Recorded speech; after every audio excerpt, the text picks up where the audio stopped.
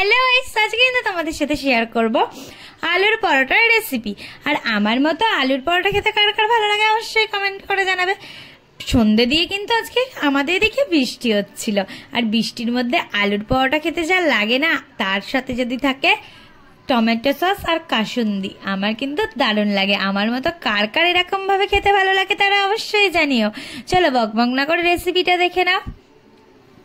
ফার্স্টেই কিন্তু এখানে মা আলুগুলোকে শাকের দিয়ে সিদ্ধ করে রেখে দিয়েছিল, তারপরে আলুগুলোকে ভালো করে মেখে নিয়েছিলাম। আলুগুলো মাখা হয়ে গেলে মা এখানে অল্প পরিমাণ শুকনো লঙ্কা ভেজে নিয়েছিল, নিয়ে এইভাবে হাত দিয়ে ভালো করে শুকনো লঙ্কাটাকে গুঁড়ো গুঁড়ো করে নিচ্ছিল।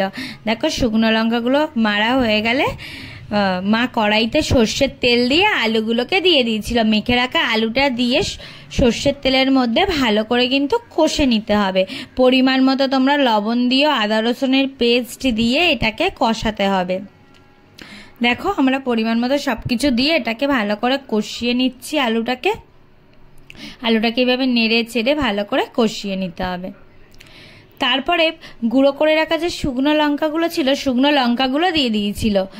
আর আমরা যেহেতু একটু বেশি পরিমাণ ঝাল খাই, তার জন্য শুকনো লঙ্কা অতটা ঝাল হয়নি বলে একটু গুঁড়ো লঙ্কাও দিয়ে দিয়েছিলাম, আর অল্প পরিমাণ চিনি দিয়ে দিয়েছিলাম। তাতে কি হয়, আলু চোখাটা আরও বেশি টেস্ট হয়। এটাকে আমরা আলু চোখা বলে থাকি। তারপরে লাস্টে জিরের গুঁড়ো ছড়িয়ে আর একটু ভালোভাবে নেড়ে চেড়ে নামিয়ে নিলেই আমাদের আলু চোখা একদম রেডি।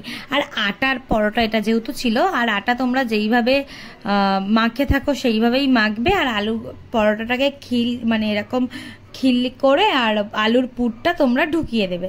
আলুর পুরটা দিয়ে এইভাবে ভালো করে বেলে নিয়ে ভাজা স্টার্ট করে দেবে।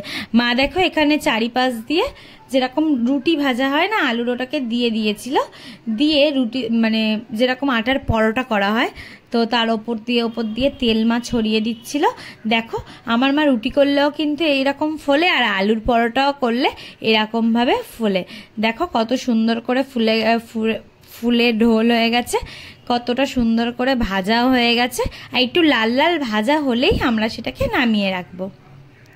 আর আমি তোমাকে দেখিয়ে দিলাম আলুর পরোটাটা আমাদের কতটা দেখতে সুন্দর হয়েছে, আর খেতেও কিন্তু অতটাই টেস্ট হয়েছে। আর ভেতরটা দেখো আলুর পুরে একদম ঠাসা, এটা কিন্তু খেতে দারুণ লাগে। তোমরা অবশ্যই বাড়িতে ট্রাই করে জানিও যে কেমন লেগেছে তোমাদেরও। তোমরা ট্রাই করো, আমি বলছি তোমাদেরও কিন্তু খুব ভালো লাগবে। তো চলো আমি খেতে থাকি। তোমরা এরকম ব্লগ পাওয়ার জন্যে আমার চ্যানেল